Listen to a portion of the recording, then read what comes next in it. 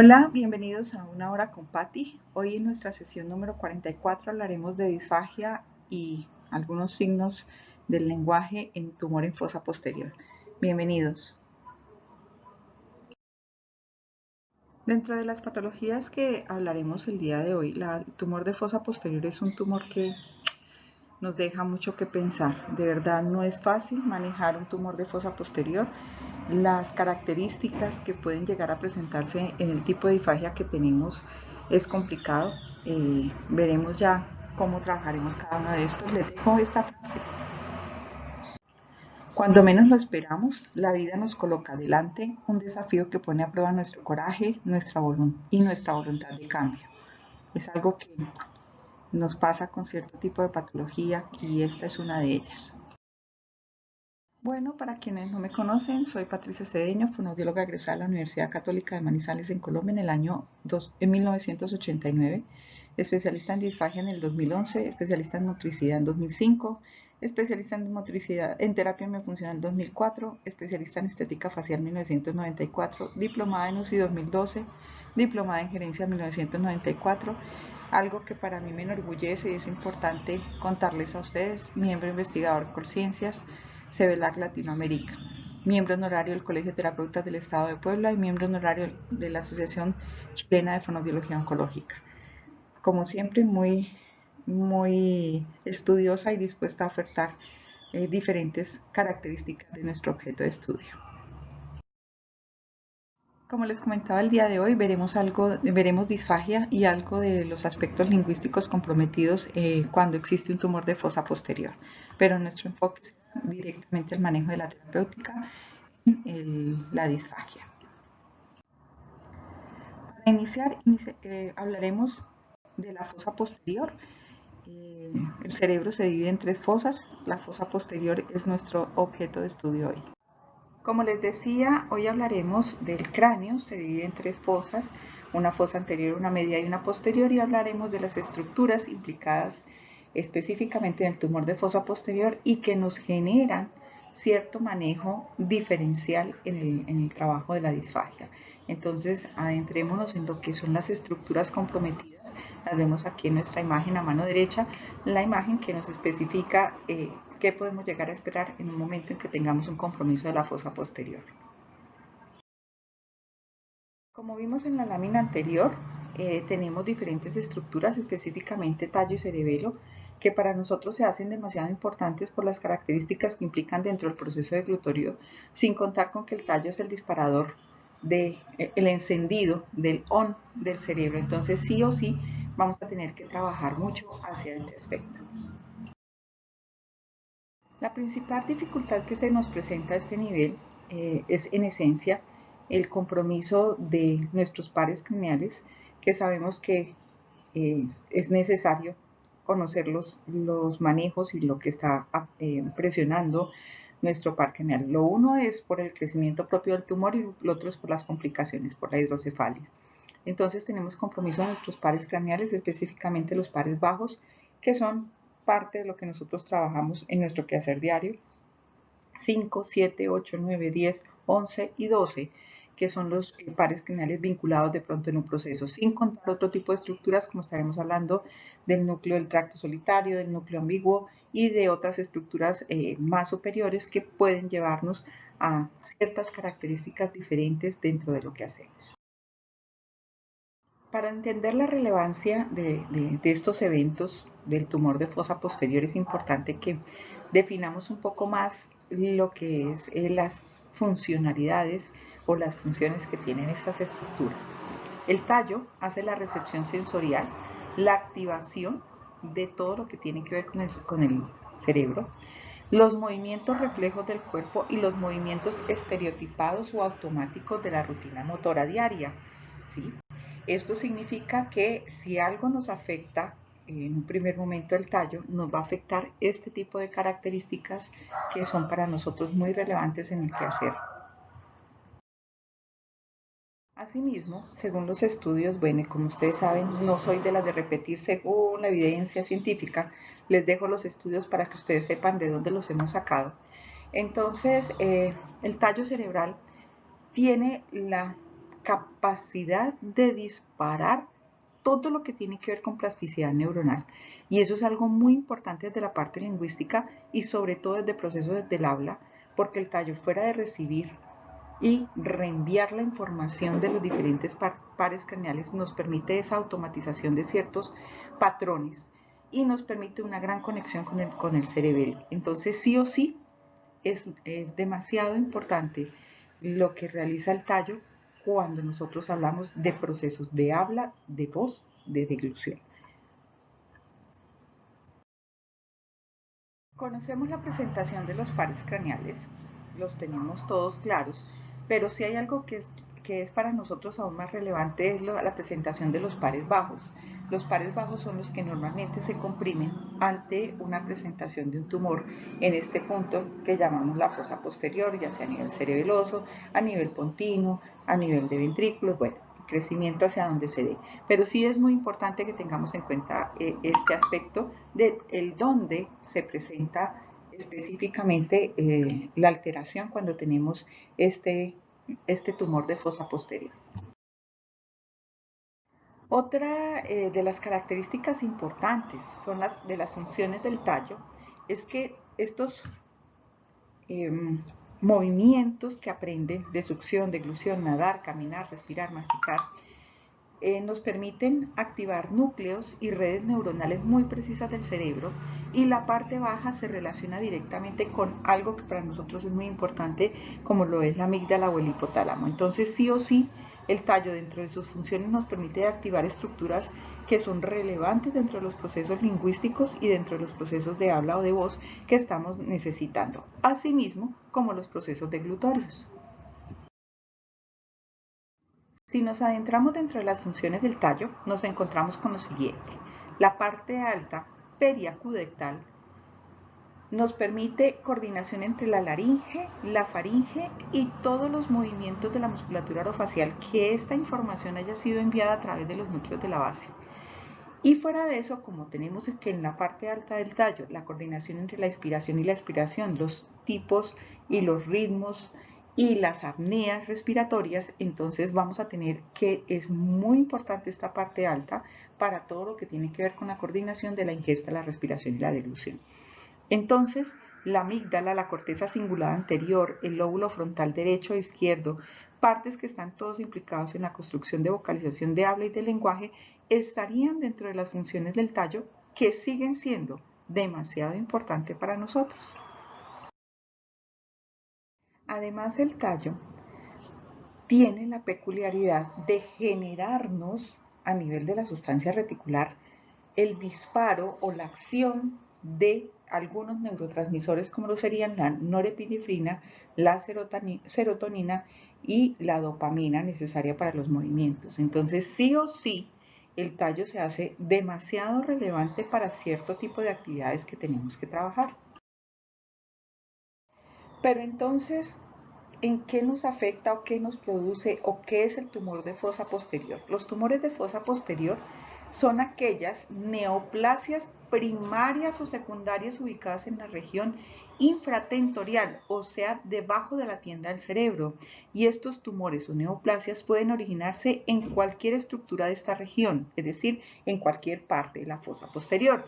Y la fosa posterior es pequeña en ella y se encuentra el 25% del contenido intracraneal, pero contiene estructuras vitales como el tronco cerebral, tronco-tallo cerebral, lo cual nos permite saber que sí o sí vamos a tener un compromiso de estas zonas y que sí o sí nos van a generar unas características específicas por el compromiso a nivel de los pares craneales. Así entonces, también tenemos que considerar otra estructura que puede verse severamente comprometida con este tipo de tumor, que es el cerebelo. El cerebelo se encarga de ciertos aspectos de los movimientos del habla y del sistema estomatognático, ya que activa, inhibe y sincroniza todas las secuencias de movimientos orofaciales que tenemos, además de todos los movimientos. Por ejemplo, el lóbulo cerebeloso de izquierdo se encarga de todo lo que es la producción fonemática a nivel de lo que son las consonantes. Las vocales están más a nivel central, mientras que las consonantes son más a nivel del control del cerebelo. Esto para nosotros es demasiado importante porque implicaría un compromiso no solamente de procesos deglutorios, sino también de procesos del habla. De otro lado, los estudios que tenemos a mano desde hace algunos años vienen contándonos que el cerebelo también se encarga de mediar ciertas emociones como la impulsividad, la rabia y la hiperactividad. Y si nosotros trabajamos la red cerebelo frontal, vamos a tener la posibilidad de controlar o de modular las respuestas a nivel de la impulsividad, la rabia o la hiperactividad en algunos de los pacientes que tengamos estas características. Entonces tenemos que entrar a hablar de los tumores de la infancia. Los tumores del sistema nervioso central son las neoplasias sólidas más frecuentes de la infancia y necesitamos saber de esta parte de las neoplasias sólidas porque vamos a ver algunos otros estudios bastante interesantes que hablan sobre esto. Y con frecuencia se localizan en la fosa posterior. Eso significa que vamos a tener un compromiso de estas estructuras que hablábamos ahorita. Estos tumores de fosa posterior normalmente son letales porque hacen una compresión e hipertensión secundaria. Además afectan la producción de líquido cefalorraquídeo, se produce mucha hidrocefalia y destruye el parénquima por infiltración, terminando afectando por la proximidad mucho el núcleo del vago, lo cual para nosotros desde lo que manejamos se hace demasiado relevante y las implicaciones que tiene desde el proceso no solamente de protección de la vía aérea, sino el proceso de voz fonatorio como tal y obviamente todo lo que tiene que ver con el control sobre la musculatura infraoidea y la musculatura laringea en términos generales. De lo que dicen los estudios es importante resaltar que el tumor en los primeros 3 años de vida son supratentoriales y son los más comunes, mientras que los infratentoriales, que son los que vamos a trabajar más hacia la fosa posterior, más hacia la parte de compresión de los pares craneales e inclusive del mismo cerebelo, se presentan en pacientes de 4 a 10 años de edad y en los niños mayores de 10 años se pueden desarrollar este tipo de patología. Entonces, sí o sí, dentro de lo que nosotros reportamos con relación a la edad, vamos a tener una detección temprana. Estos tumores son de niños en su mayoría de las veces, pero también los tenemos en presentación adultos. Bien, y entonces, ¿qué nos sucede con la disfagia? Realmente con la disfagia se presenta asociada ya al crecimiento, al tipo de complicación que tenga, sea convulsiones, sea hidrocefalia, sea otro tipo de características, o se nos presenta vinculada posterior a la cirugía, que es también cuando se presenta. Entonces, según estos autores, los tumores de la fosa posterior son el tipo más común de tumor cerebral en niños. Bueno, les decía, entonces, y con relación a la disfagia, ¿qué? Bueno, con relación a la disfagia tenemos diferentes características, ya sean dadas por el crecimiento, dada una hidrocefalia, por el mismo crecimiento del tumor, por las mismas complicaciones por convulsiones o por otro tipo de manifestaciones orgánicas que son propias del tumor. Entonces, los tumores de fosa posterior son el tipo más común de tumor cerebral en niños, es lo que refieren estos autores, y la disfagia después de la resección se asocia con una edad más joven, es decir, entre más joven sea el personaje, más riesgo de tener una disfagia que sea más difícil de manejar. Entonces, sí o sí, la intervención temprana y a tempranas edades indica que tenemos que trabajar siempre. Se hace interesante también que revisemos los tipos de tumor que se presentan, más por las características de lo que implica el tipo de tumor que en un momento dado tenemos. Entonces, aquí tenemos un tumor, un meduloblastoma, que está abarcando parte del tumor, es del cerebelo, comprime el cerebelo y ustedes saben que el cerebelo coordina todos sus movimientos. Según la literatura, los tumores más comunes para la fosa posterior son los gliomas, los meduloblastomas, los ependimomas y los astrocitomas. De estos vamos a revisar algunos que vienen a continuación.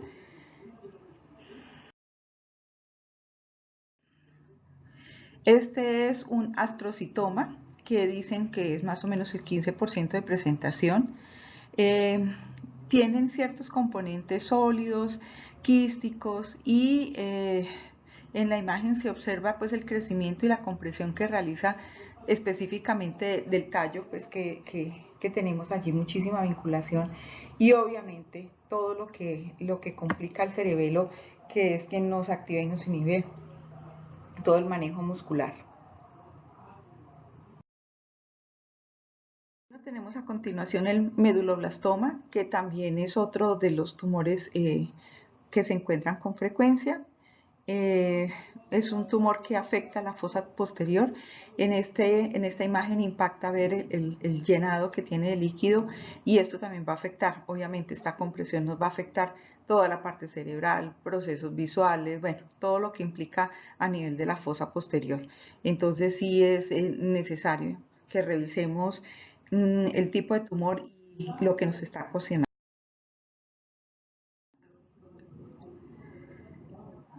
El ependimoma.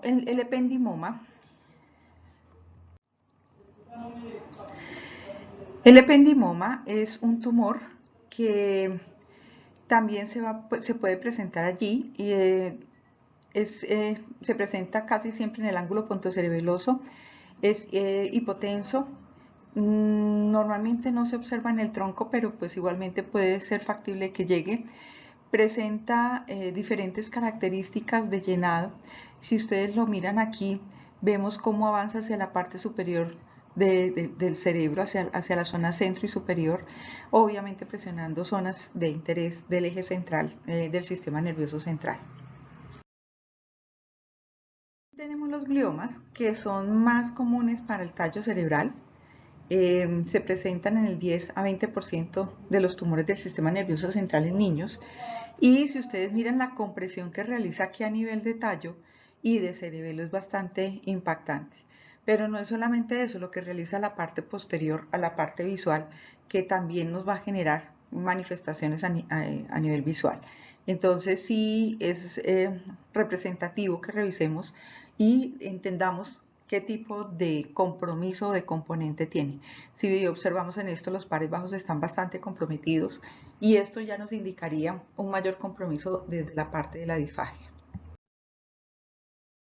Tenemos unos síntomas en la hidrocefalia secundaria, que es una de las características que se puede presentar, donde se va a presentar cefalea, tos, estornudos, cambios corporales abruptos, compromiso vagal por infiltración del cuarto ventrículo. Es algo que sucede con frecuencia, se llena de líquido el cuarto ventrículo y presenta una infiltración hacia el núcleo del vago, lo que hace que se manifieste aún mayor todos los síntomas vagales de tos, estornudo, náuseas, todo lo que tiene que ver con sensación de cuerpo extraño, hipo y además de eso, pues la disfonía que en un momento dado para nosotros es bastante significativa.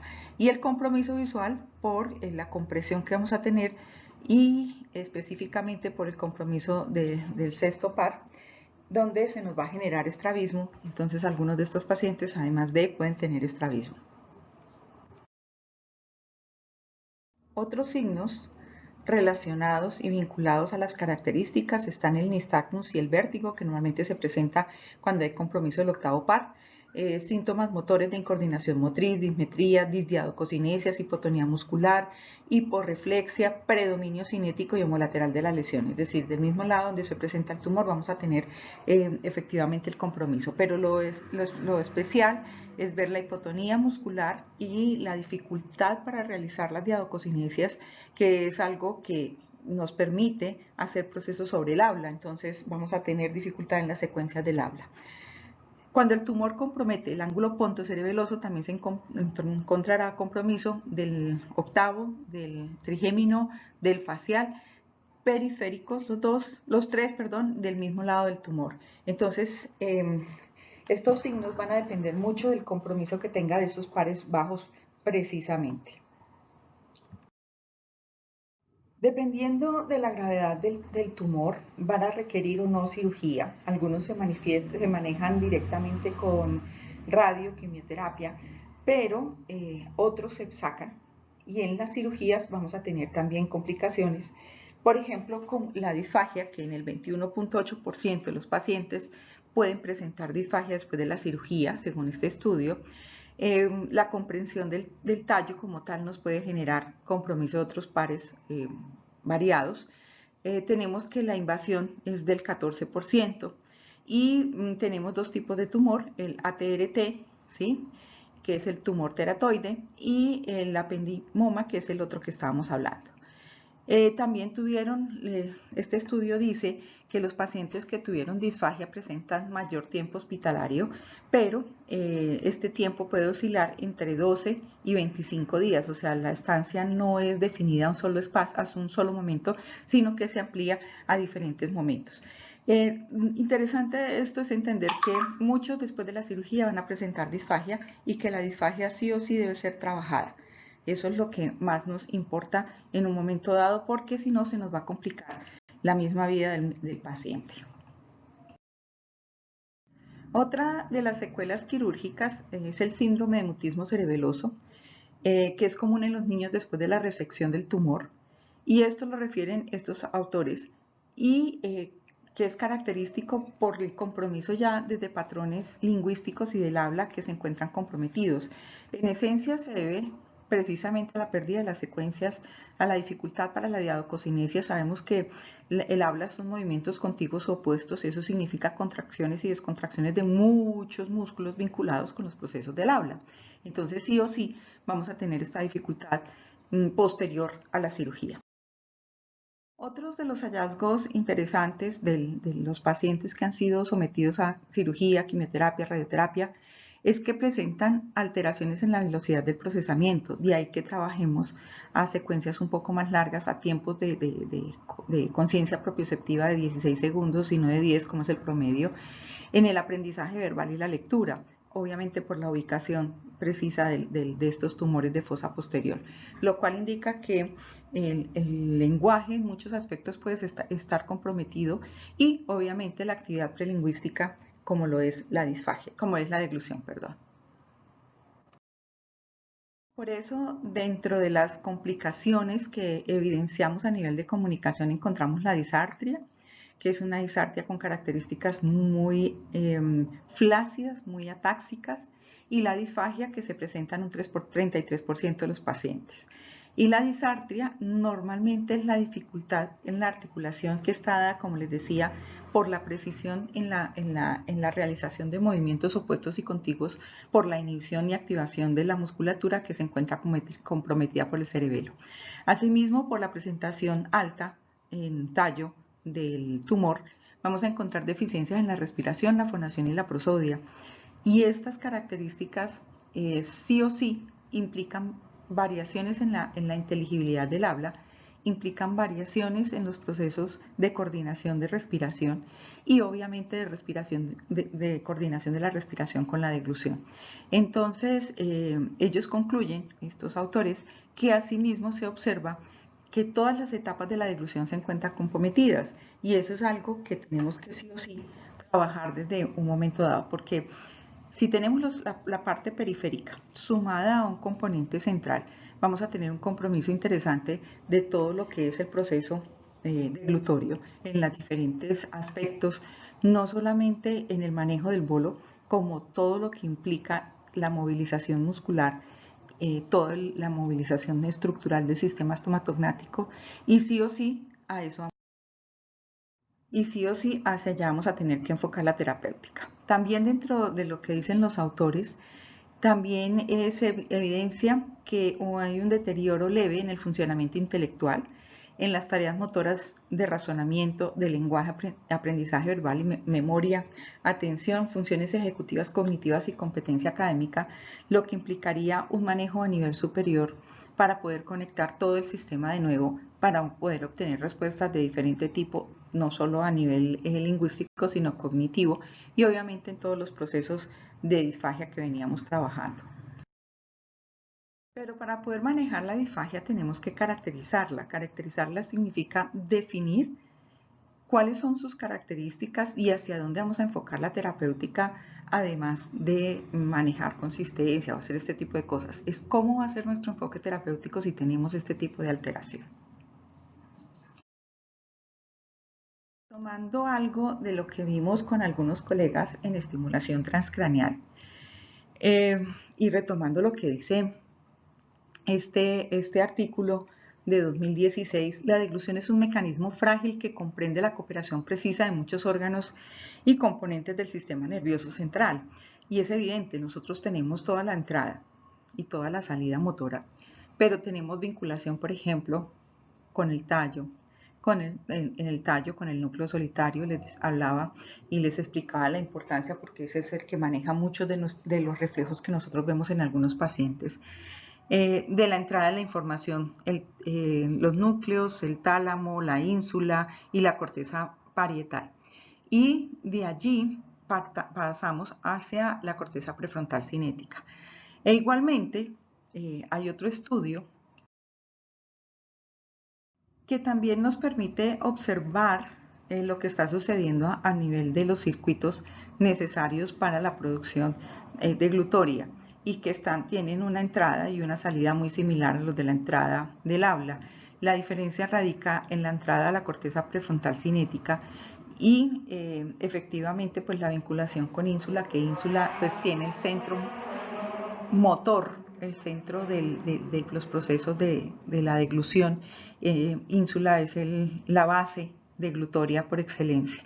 Entonces, pues aquí vemos de la faringe, todo por lo que es el nervio laríngeo superior, rama del vago, el glosofaringeo, cómo se dirige hacia todos los componentes del tallo, tálamo, sustancia nigra, núcleos de la base, y de allí a los núcleos subtalámicos, siguen los núcleos y luego nos vamos hacia la corteza pasando por el córtex sensoriomotor, corteza motora, corteza insular, amígdalas, que eso es algo importante para nosotros al momento de realizar el circuito para la terapéutica cuando queremos trabajar con la estimulación transcraneal.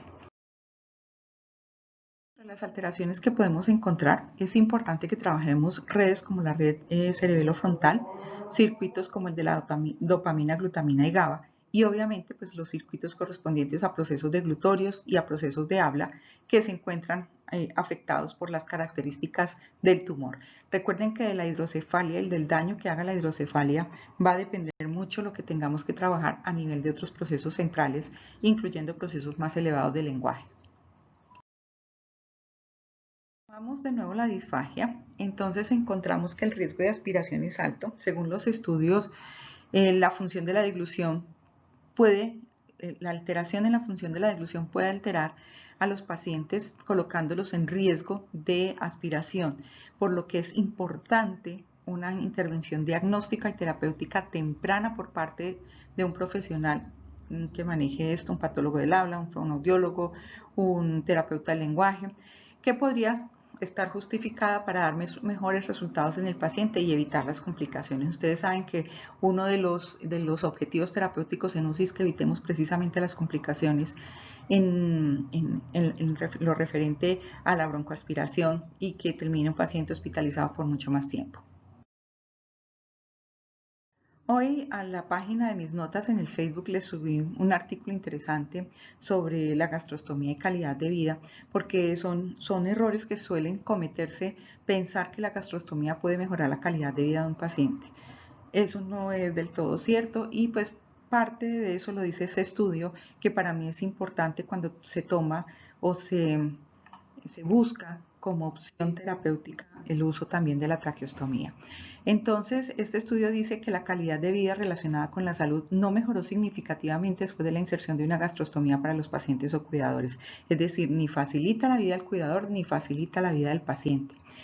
Y yo les puedo decir con la experiencia que tenemos que realmente los pacientes se deprimen demasiado más si son adultos por no poder comer, por no poder alcanzar el alimento que tanto les agrada.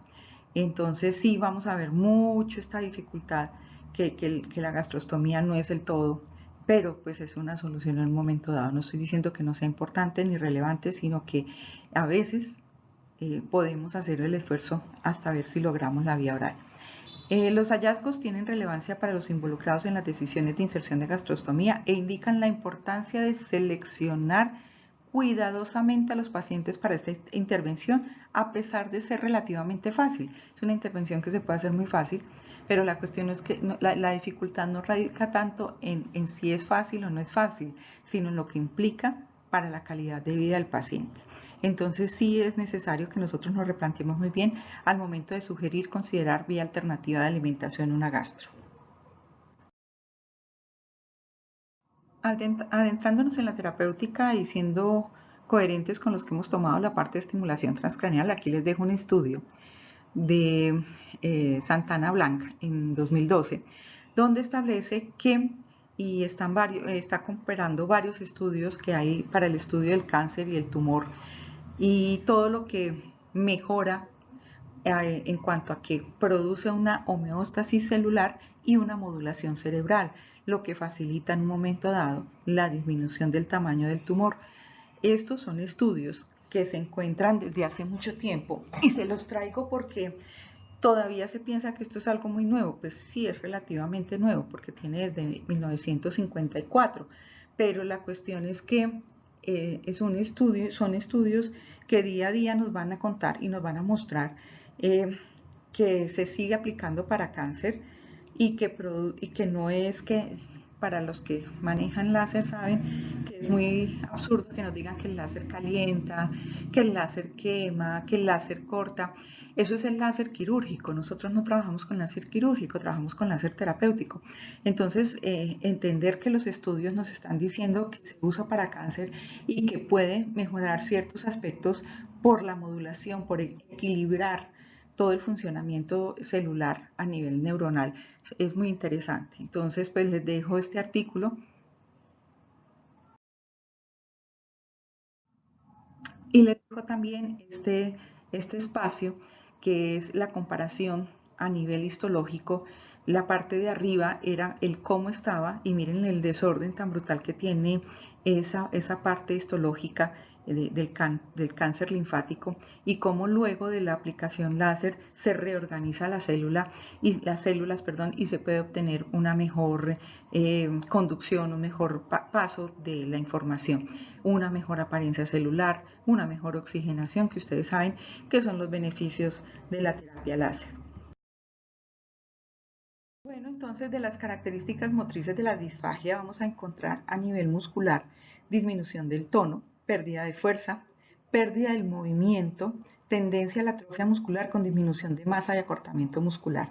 Y en esto les digo, pongamos mucho juicio porque perder masa y tener un acortamiento con la musculatura infra no nos permite hacer unos buenos movimientos de basculación laringea o excursión laringea, como lo quieran llamar. No nos permite unos buenos movimientos laringeos para poder realizar lo que corresponde con el proceso de glutorio. Entonces, sí o sí vamos a tener que revisar mucho hipogloso, trigémino, vago, facial, glosofaríngeo para entender lo que puede estar sucediendo en un momento dado con este tipo de presentación tumoral que puede afectar estos pares craneales. Entonces, de la disfagia en el tumor de fosa posterior, vamos a encontrar de las características propias: vaciamiento precoz del bolo, restos en vallécula y recesos piriformes, dificultad para la movilización faríngea, los faringeos se quedan muy cortos o muy largos pero con poca movilidad, degluciones múltiples, dificultad en la fase faríngea y esofágica y un gran riesgo de broncoaspiración. Por ese mismo motivo es que se solicita la intervención temprana del fonoaudiólogo para que reubiquemos estructura y el paciente evite mayores complicaciones al momento de salir de una cirugía. Entonces, de los aspectos generales que vamos a trabajar en la terapéutica está la basculación laríngea, el control del cierre glótico, muy importante porque el mecanismo de protección puede verse comprometido, ya que vamos a encontrar laringes muy bajas y si vienen posterior a cirugía aún más bajas por la intubación y contando con que el pliegue vocal puede estar arqueado. entonces sí o sí vamos a tener que trabajar al control del cierre glótico. La desensibilización oral, pues no hay tanto afán porque este tipo de lesiones no aumentan los reflejos, realmente no los manejan, pero pues sí es el caso, sí, solo sí es el caso. Mucho elongamiento de los músculos que se estén atrofiando, quedando muy cortos, tapping en la musculatura que esté muy larga, conciencia propioceptiva, y les decía hace un rato, por más o menos unos 16 segundos, que es lo que esperamos que genere mapa a nivel de corteza parietal. El movimiento que yo les realice, movimiento pasivo, ejercicio, vamos a trabajar mucho ejercicio dirigido con ayuda o sin ayuda de equipos, la parte funcional y la praxia sí y solo si ya hemos trabajado la parte muscular. Es decir, yo no puedo mandar ejercicios sin haber trabajado la parte muscular. Esa praxia entonces va dirigida especialmente a lo que es todos los movimientos laringeos durante el proceso deglutorio, que es lo que más nos interesa, hacia allá vamos a trabajar.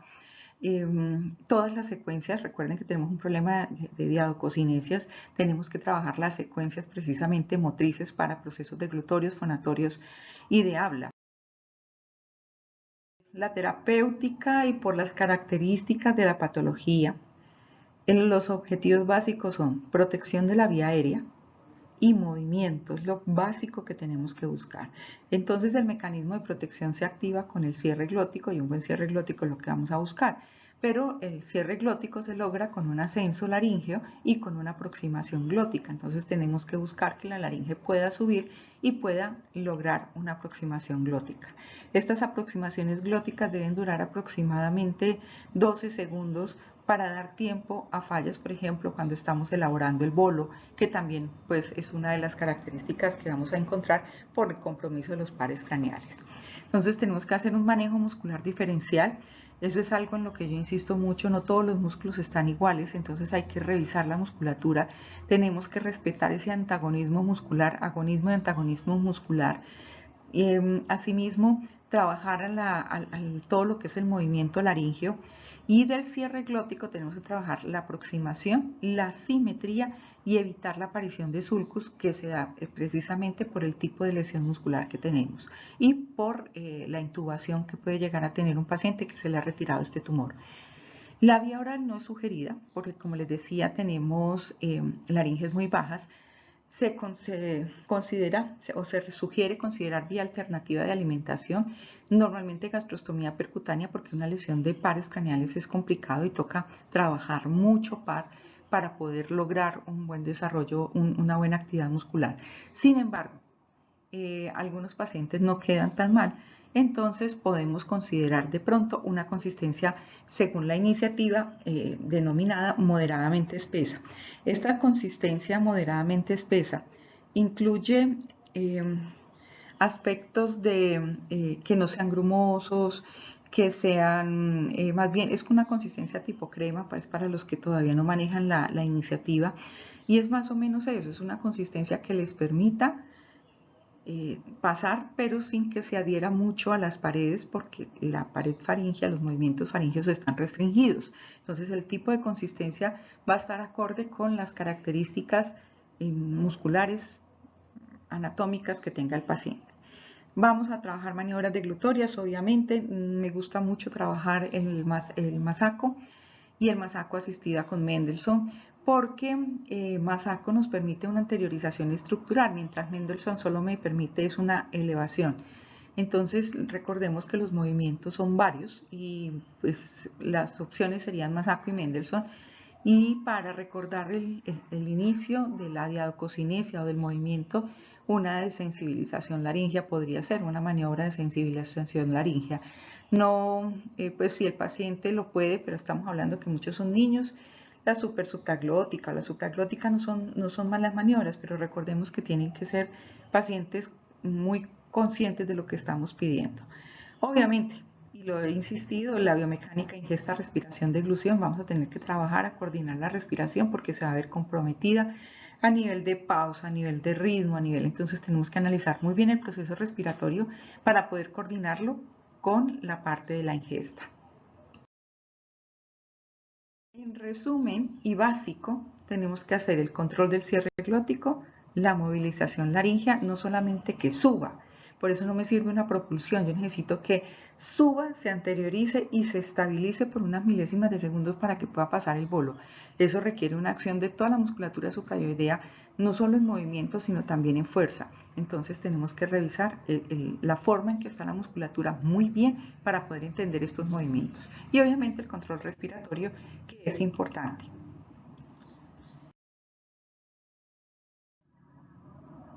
Del uso de equipos, se pueden usar los equipos, no hay ningún problema. Equipos tenemos el de electroestimulación para manejo laríngeo, ascensos, anteriorizaciones, fijaciones de estructura para que no se nos caiga. El láser lo podemos trabajar sin ningún inconveniente para lograr cosas. Recordemos que si tuvo el tumor o si lo tiene, está en cabeza, no está en la laringe, no está en ningún otro lado. Entonces en eso pues nos permite cierta libertad para trabajar con ciertos equipos. El ultrasonido sí, solo si es necesario, sobre todo para los homoideos que suelen ponerse muy cortos y muy rígidos. Entonces me bajan demasiado la estructura. Lo que podemos hacer es trabajar el ultrasonido hacia esa zona. Les dejo entonces con esta frase: pregúntate si lo que estás haciendo hoy te acerca al lugar en el que quieres estar mañana. Es una frase que es real, tenemos que pensar mucho hacia dónde vamos y qué es lo que pretendemos, y más con cierto tipo de pacientes que estamos trabajando. Les dejo, ha sido para mí un gran placer acompañarles con este momento con Patti. Espero que se lo disfruten. Nos estamos hablando dentro de 8 días, si Dios quiere, misma hora, 7 de la noche. Procuraré estar por Zoom. No me gusta tanto el, el YouTube, pero pues podemos mirar a ver qué se puede lograr. Y nos estamos viendo entonces dentro de 8 días. Mil gracias por todo. Que tengan una feliz noche y vamos para las preguntas.